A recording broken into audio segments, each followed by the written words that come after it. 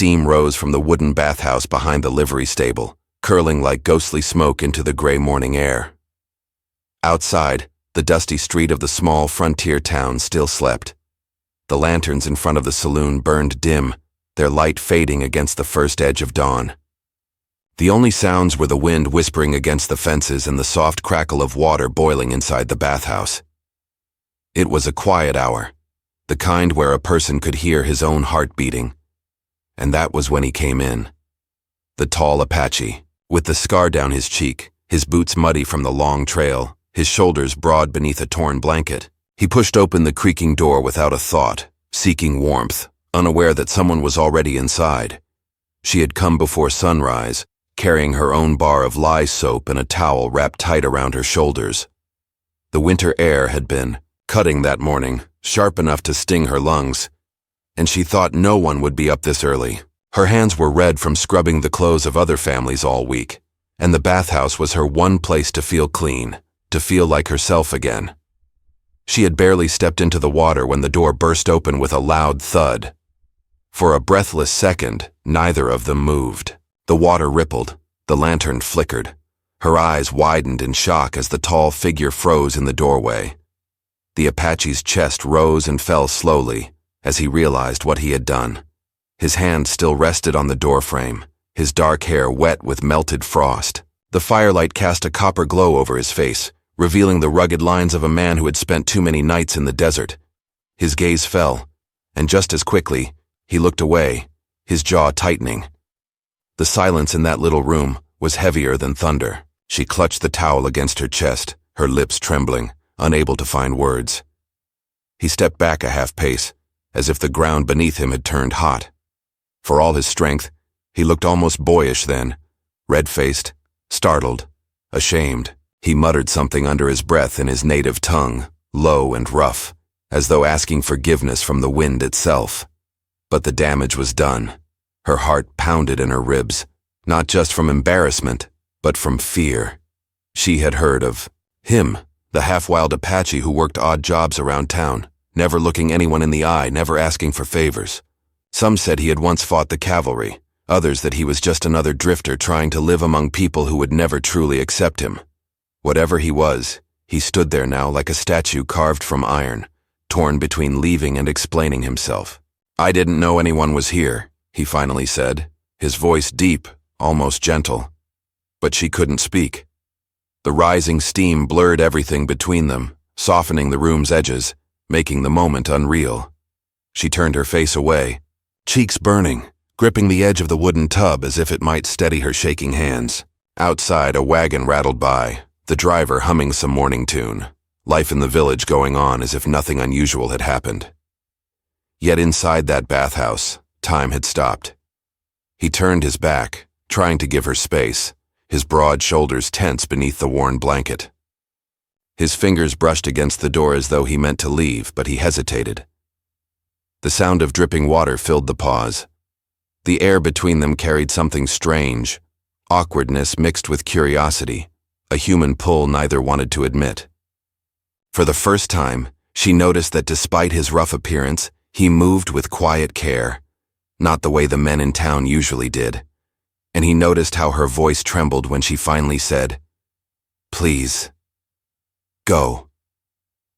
It wasn't anger, just confusion, and something deeper, something she didn't yet understand. He left without another word, closing the door softly behind him. She sat there for a long while, the water cooling around her, her mind spinning with questions. Who was he really? Why did her heart race when she thought of the look in his eyes? Not the look of a man mocking her, but of someone equally lost? When she finally stepped out, wrapping herself in her shawl, the street was alive with morning sounds. Roosters crowing, the blacksmith hammering at the forge, children chasing each other near the well. Yet she couldn't shake the image of the Apache's face, the way he had stood frozen, startled by her presence as though fate itself had played a cruel trick on them both. That day, word spread fast.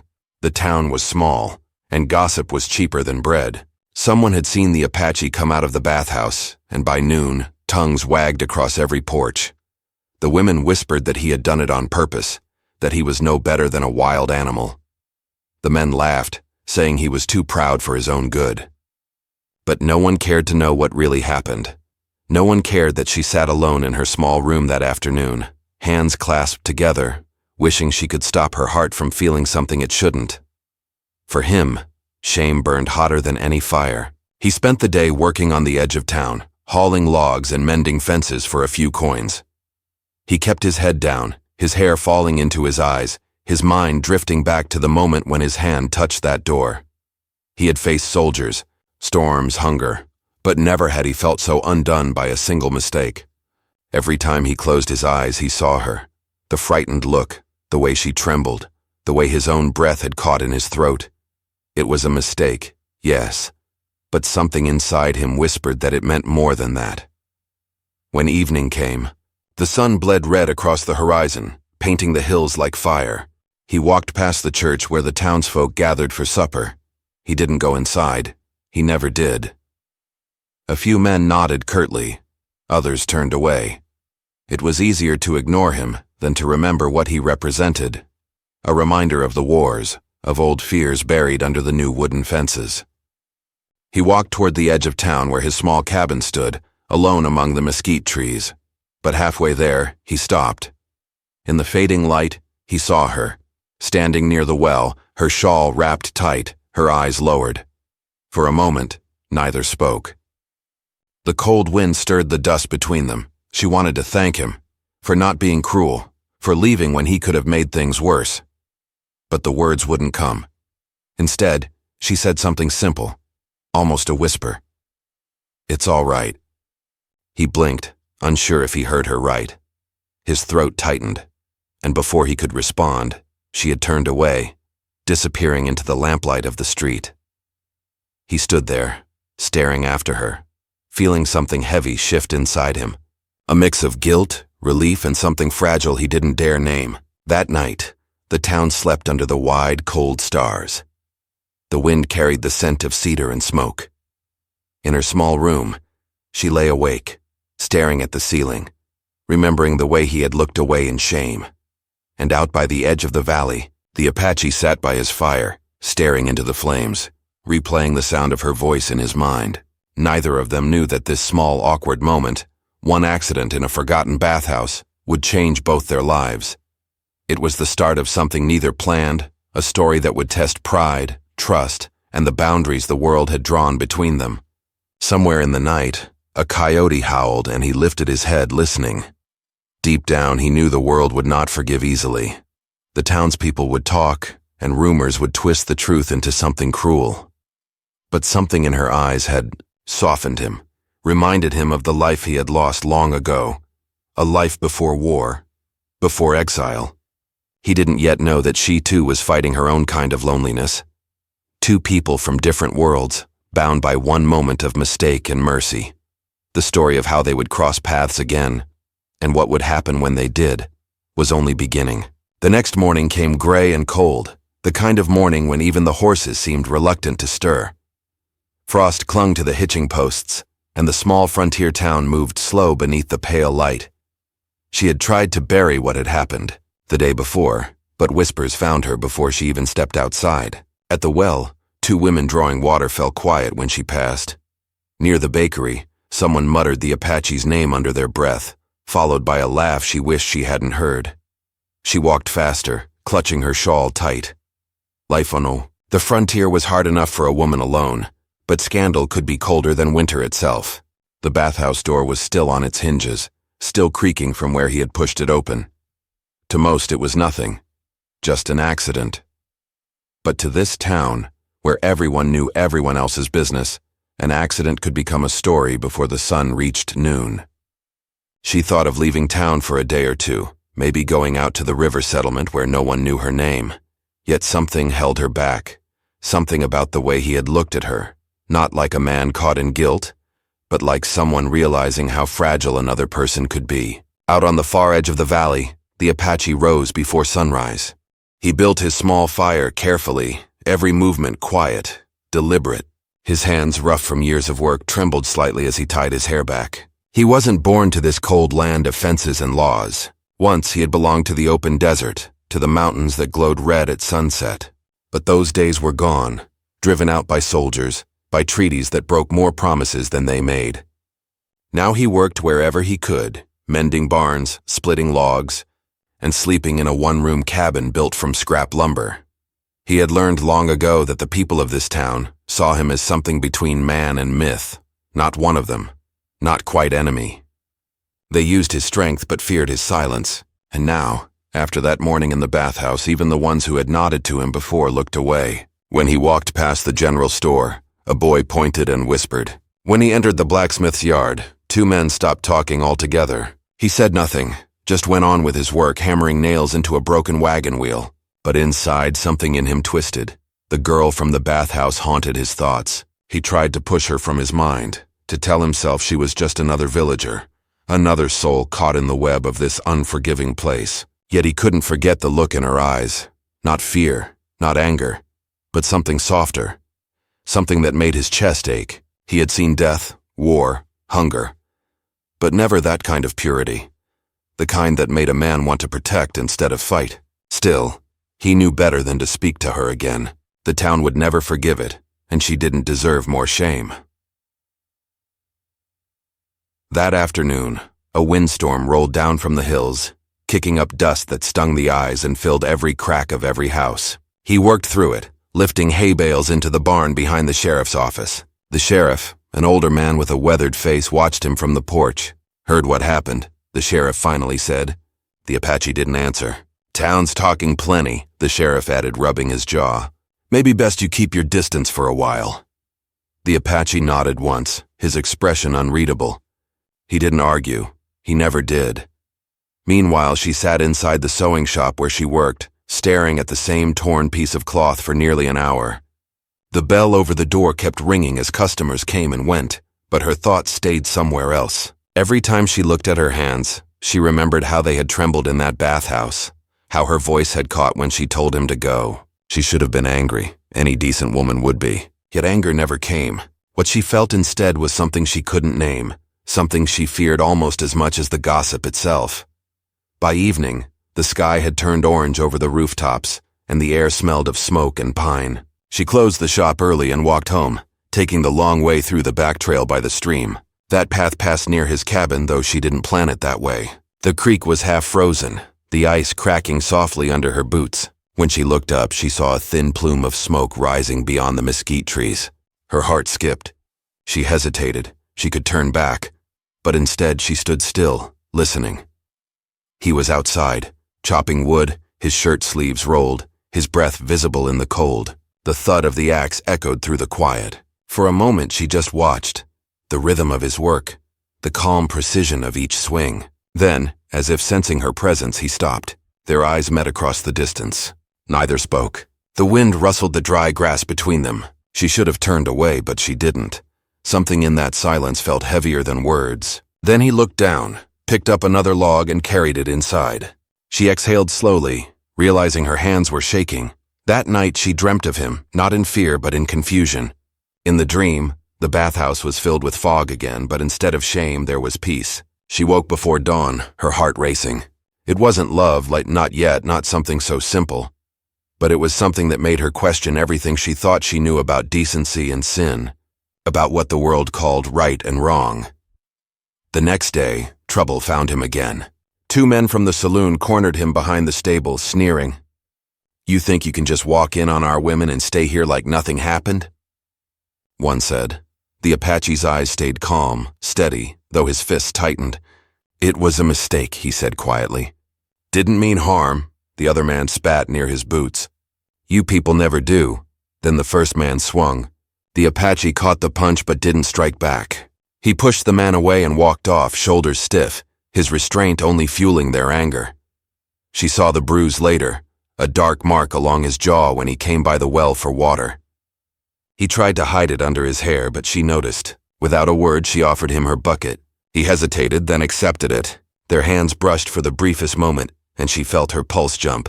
"You shouldn't be kind to me," he said softly, his voice thick with weariness. "It'll make things harder." She looked up at him, her eyes steady now. "Things are already hard," she replied. He froze, unsure what to say, before nodding slightly and walking away into the dusty light. After that day, something began to change. He started leaving small bundles of firewood outside her door when the nights grew cold. She pretended not to see him, but she always found them neatly stacked before sunrise. And when she brought bread to the church, she'd sometimes notice her doorstep swept clean, though she hadn't done it herself. They didn't speak again for a week, yet every silent gesture between them felt louder than 1,000 words. But gossip never dies easily in a small town. The blacksmith's wife claimed she'd seen them together at dusk. The preacher's daughter said the Apache had bewitched her. Even the sheriff's wife began to ask questions. One evening as the church bells rang, she found herself walking faster home, afraid not of him but of what others would say. Yet when she reached her small gate she saw another bundle of firewood, and beside it a small sprig of desert sage tied with a thread. Her breath caught.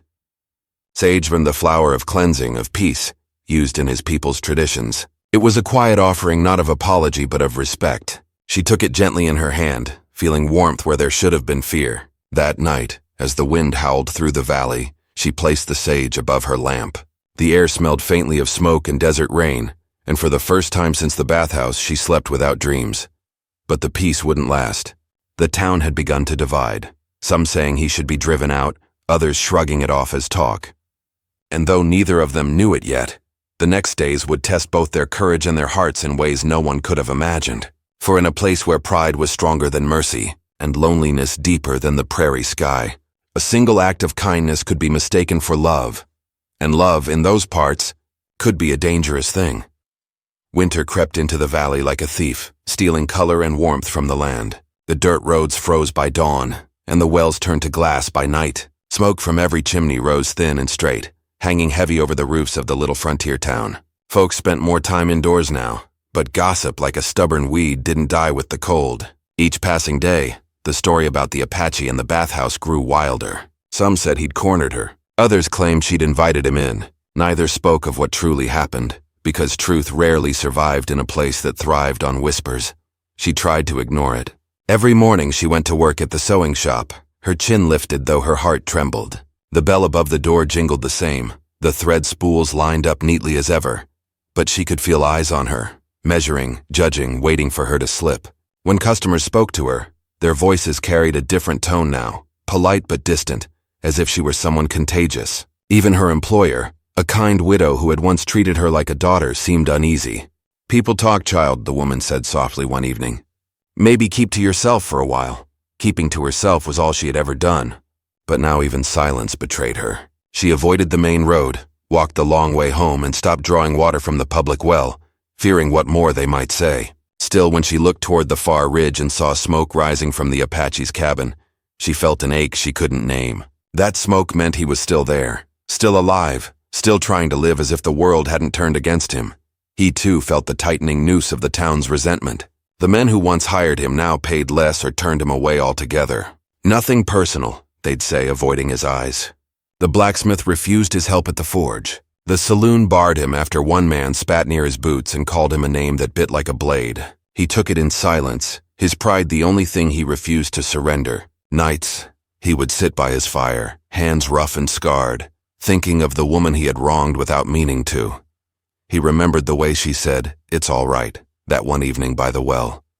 Those words had been his only mercy in weeks. He didn't deserve her kindness, yet it had stayed with him, a spark in the cold. He had begun leaving small things by her gate not for gratitude, but because he couldn't bear the thought of her suffering from something she didn't cause. But lately he'd stopped. He knew the eyes watching, the talk spreading. One more act of kindness could destroy her completely. Then came the night of the fire.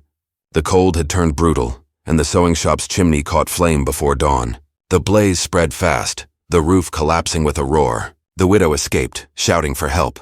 But one of the storage sheds was locked from the outside, with the young woman trapped inside, where she had been sorting fabric after closing. Flames clawed up the walls, smoke filling her lungs as she screamed for someone to break the door. The Apache heard it from the ridge. By the time he reached town, people had gathered in panic, forming a circle but not daring to get too close. He didn't think, didn't wait. He grabbed a wet blanket from the trough, wrapped it around his shoulders, and charged through the burning doorway. The heat tore at his skin. The smoke burned his eyes, but he found her, half conscious, collapsed near the table. He lifted her into his arms, shielding her face against his chest as the roof groaned above them. The crowd gasped when he emerged from the flames, his hair singed, carrying her like something sacred. He laid her on the ground near the well, coughing hard, her skin pale and streaked with soot. The widow rushed to her side, weeping with relief. Someone shouted for the doctor. For a moment the town was silent except for the crackle of fire and the sound of his ragged breathing. Then from the crowd a voice broke through. "He set that fire himself." It was the blacksmith's son, his face red with anger. He wanted to play hero, burn it down just to save her. The accusation hit like a bullet. Another man shouted, "Ain't that just what they do? First ruin, then pretend to save." The murmurs swelled into fury. He stood there, too stunned to answer. He had risked his life without thought, and now the same people he'd tried to protect looked at him like a monster. The sheriff stepped forward, his jaw tight. "That's enough," he said, though his voice carried uncertainty. "Let's not jump to—" But the crowd was louder now. "Hang him if you want peace," someone yelled. "Make him pay for what he's done." He didn't resist when the sheriff's men grabbed his arms. He only looked once toward her, her eyes fluttering open, searching the faces around her until they found his. She tried to speak, but no sound came. He shook his head slightly, as if to tell her it was all right, though nothing about it was. They dragged him away, and by the time dawn touched the rooftops, he was locked inside the small jail behind the sheriff's office. The doctor came soon after and said she'd live. Smoke in her lungs, a mild burn on her shoulder, but she'd survive. Still, when she awoke fully, she refused to rest. "He didn't do it," she said over and over, her voice breaking. "He saved me, but few wanted to listen." The sheriff visited her briefly, hat in hand. "Ma'am, I believe you," he said gently. "But it's not me you've got to convince. It's everyone else." The days that followed turned the town mean. Men gathered outside the jailhouse at night, their torches glowing against the snow. The sheriff stood his ground, warning them back, but each day it grew harder. Inside, the Apache sat in silence, staring at the walls. He had no lawyer, no family, no one to speak for him but her. And though she wanted to go to him, the widow begged her not to. "They'll turn on you worse than before," she warned. But she couldn't stay away. One evening, as the sky bled red over the horizon, she slipped through the alley and found the sheriff's wife sweeping the back porch. The older woman looked at her for a long time before sighing. "He's in the last cell," she whispered. "But you didn't hear it from me." She nodded, her heart racing as she pushed open the back door. The hallway smelled of smoke and cold iron. When she reached the cell, he was sitting on the cot, head bowed, wrists bruised from the ropes. He lifted his eyes, and for a moment the world outside vanished. "You shouldn't be here," he said softly. His voice was tired, rough from days without sleep. "They'll see." She stepped closer, gripping the bars. "Let them," she whispered. "I couldn't sleep knowing you're blamed for saving me." His gaze held hers, unreadable. "It doesn't matter," he said. "They always need someone to blame. I've been that man before." She shook her head, tears burning her eyes. "You could run," she said. "If you got out tonight, you could make it to the hills. There are ranches, people who'd help." He almost smiled, a sad, faint curve of his lips. "Run from what? My shadow follows me everywhere." Then his voice dropped lower. "But you shouldn't throw away your life for mine." She pressed her hand to the bars, her voice trembling. "Maybe it's already too late for that." Before he could answer, footsteps echoed in the hall. She slipped back into the shadows just as the sheriff entered. He glanced at the cell, then frowned slightly at the faint scent of her perfume lingering in the air. "They'll come tonight," he muttered to the Apache. "I can't hold them off forever." The Apache looked up, then opened the door before they break it down. The sheriff stared at him for a long moment. "You'd never make it out alive," he said. "Not unless someone helps you." Outside, the sky turned black and heavy with snow. The bells from the church began to toll, though no one knew why. And in the silence between each chime, the town braced for something it couldn't yet name. She sat by her window, staring toward the jailhouse lantern burning in the distance. Her hands shook as she packed a small satchel, bread, a knife, a coil of rope. Somewhere deep down, she knew she was about to do something that could never be undone. In that frozen town where mercy was a luxury and justice a rumor, two souls, one shamed, one hunted, were bound together by a mistake that had become their destiny. And before the next sunrise, every line between guilt and innocence, love and duty, would begin to blur in ways no one in that valley would ever forget. The storm broke before midnight, rolling across the plains like an angry sea. The jailhouse shook with every crash of thunder. Snow swept sideways in the wind, coating the lantern glass until the whole street looked drowned in white. Inside his cell, the Apache sat motionless, the faint glow from the sheriff's lamp flickering across his face. He had seen worse storms, worse prisons, worse men. But this time was different, because somewhere beyond those walls, someone was risking everything for him. She hadn't slept since dusk. Her small cabin was dark, a single candle trembling beside her packed satchel. Each gust of wind rattled the shutters as if warning her not to go. But she had made her choice. The injustice gnawed at her. Every time she closed her eyes, she saw his face through the bars, tired, unbroken, waiting for a fate he didn't deserve. If she stayed silent, she would live the rest of her life hating herself. And so she tied her shawl tight, blew out the candle, and stepped into the night. The streets were deserted. The snow muffled every sound, turning the town into a frozen shadow. Her boots sank deep as she made her way behind the general store, keeping to the alleys where lamplight couldn't find her. She carried a small crowbar wrapped in cloth, her hands trembling not from the cold but from what she was about to do. At the edge of town, she saw the faint light of the jailhouse window. Two figures stood on the porch, one of the sheriff's men and a rancher with a rifle slung over his shoulder. They spoke in low tones, their voices lost in the wind. She crouched behind the barrels, heart hammering. Every second felt longer than the last. When the rancher finally walked off toward the saloon, she crept closer, her breath visible in short bursts. Inside, the sheriff's lamp flickered near the front desk, but he wasn't in sight. She slipped through the side door, careful not to let the hinges creak. The air inside smelled of tobacco, iron, and wood smoke. She reached the cell quietly. He was awake, sitting on the cot. His dark eyes met hers through the bars, widening in disbelief. "You shouldn't have come," he whispered. She set the crowbar down, her voice steady though her knees shook. "You saved my life. Now it's my turn." He stood slowly, every movement silent, watching her work at the lock. The metal was cold, biting into her fingers. Each pull of the bar scraped louder than she wanted. Sweat mixed with the chill on her brow. From the office, a chair creaked. They both froze. The sheriff's shadow stretched across the floor before he appeared in the doorway. His coat was draped loosely, his hand resting near his revolver, but he didn't draw it. "You picked a hell of a night," he said quietly. For a moment, all she heard was the storm outside and the soft ticking of the clock on the wall. "Please," she whispered. "You know he's innocent." The sheriff sighed, stepping closer. "I know more than you think, but if you break him out, there won't be a town left to return to. They'll come for both of you." She swallowed hard. "Then we'll go where they can't find us." He studied her face for a long time, then turned toward the cell.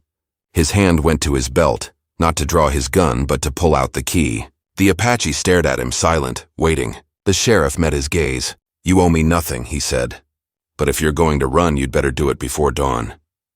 He unlocked the door and stepped aside.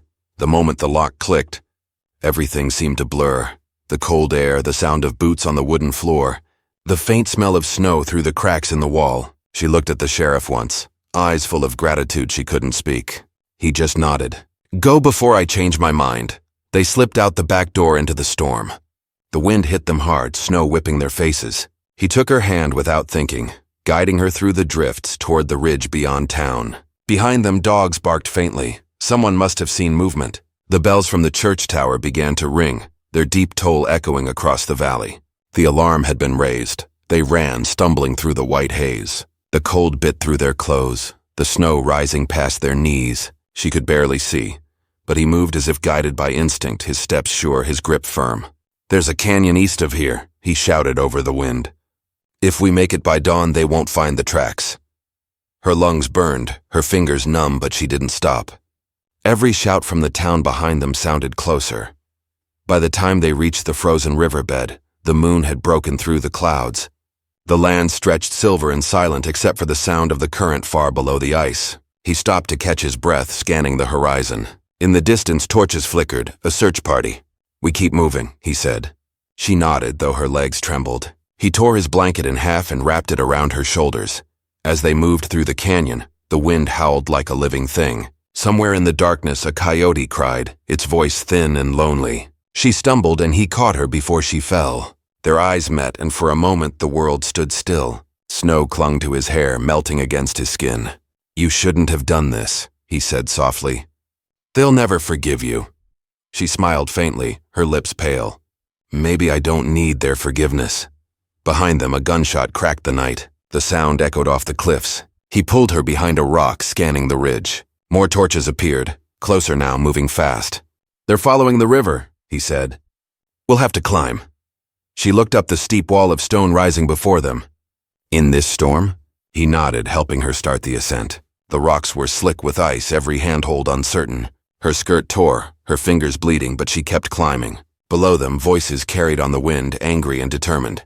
Halfway up, a lantern beam flashed across the canyon. Someone shouted, "There! They're heading for the ridge!" Bullets cracked against the rocks, sending shards of stone flying. He shielded her, pushing her higher. When they reached the top, the land opened into a wide plain, dark and endless. The town lights were far behind now, tiny flickers swallowed by snow. They ran until her legs gave out. He stopped and lifted her into his arms, her head resting against his shoulder. His breath came out in clouds, his heart pounding hard enough to drown out the storm. In the distance, thunder rolled again, though no lightning followed. There's an old cabin past the ridge, he said. Abandoned. We can rest there. She didn't answer, her voice too weak.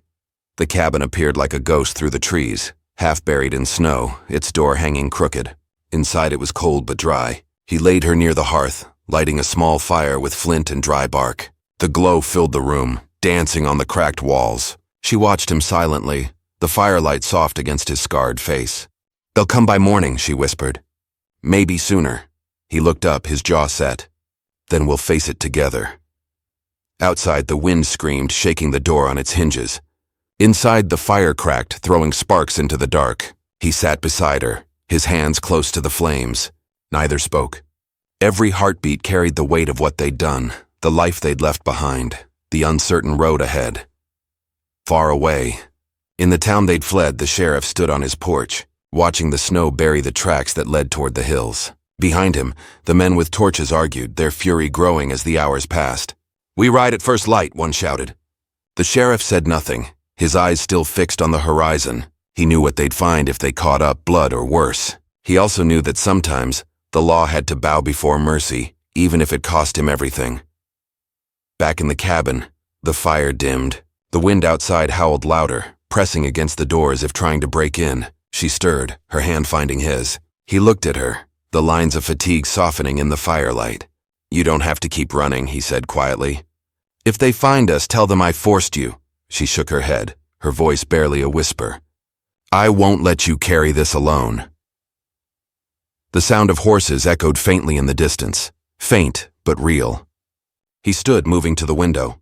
Shadows flickered along the ridge. The search party was close. The storm had eased, the moon bright enough to trace every footprint leading straight to them. He turned back to her, his eyes calm but burning with something fierce, something final. The moment stretched long and silent, the air thick with everything they hadn't said. The fire burned low, the horses drew nearer, and just as the first torchlight flickered against the snow outside the cabin, he reached for the door, knowing that before the next hour passed, one of them would have to make a choice neither could take back.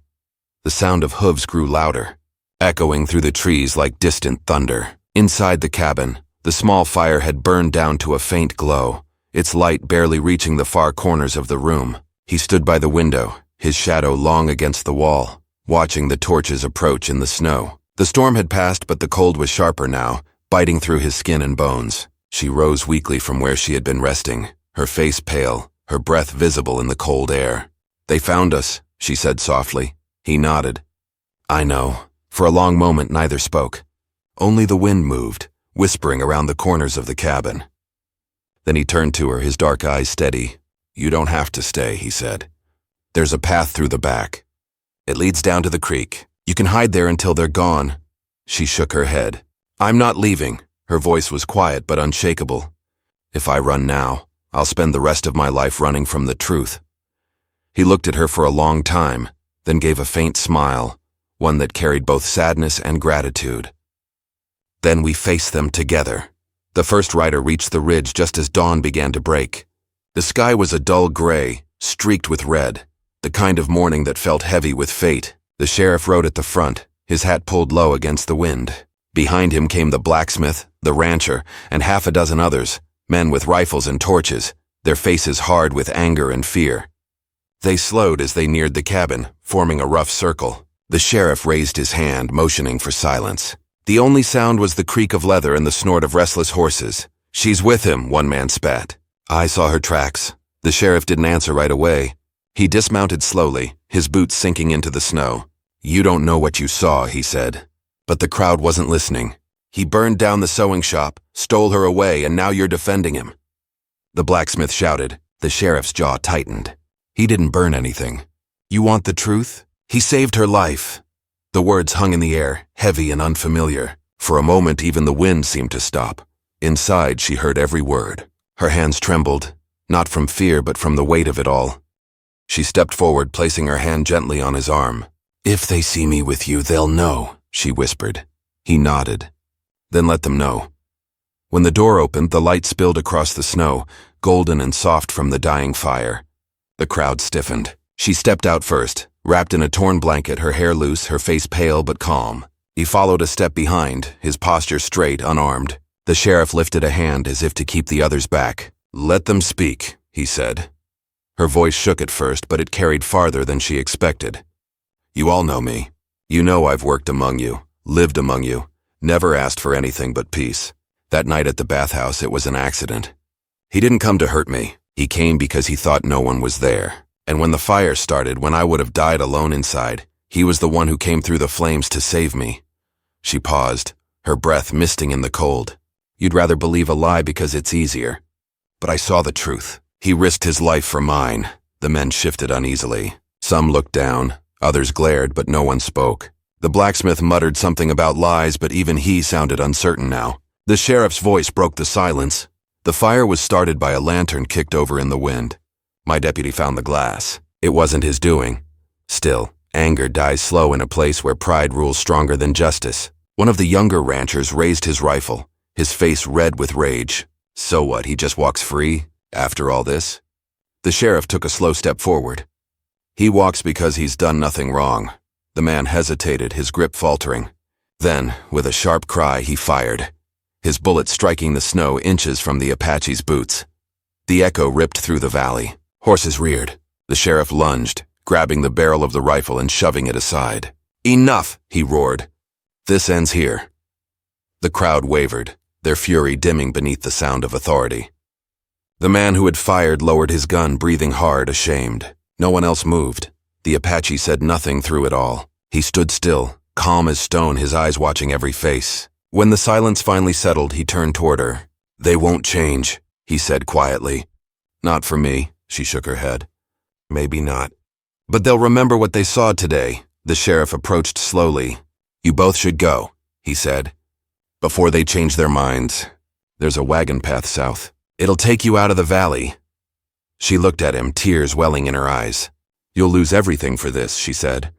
He gave a tired smile. "Some things are worth losing." They left before noon.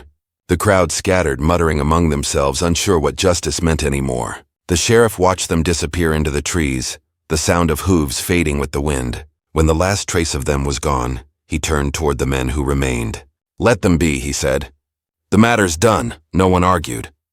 They only turned back toward the town, uneasy but silent. The snow melted slowly in the following days. Spring came earlier than anyone expected, softening the edges of winter. The sewing shop was rebuilt with help from the widow and a few of the younger townsfolk who still carried quiet guilt. The talk faded with time, replaced by new troubles, new stories. The Apache's cabin by the ridge stood empty, its door swinging in the breeze. No one went near it. Some said he and the woman had gone south, maybe toward the desert lands where his people once lived. Others said they had crossed into New Mexico, starting fresh where no one knew their names. Months passed and the valley changed with the seasons. One evening, as the sun dipped low and the sky turned gold, a wagon appeared on the horizon.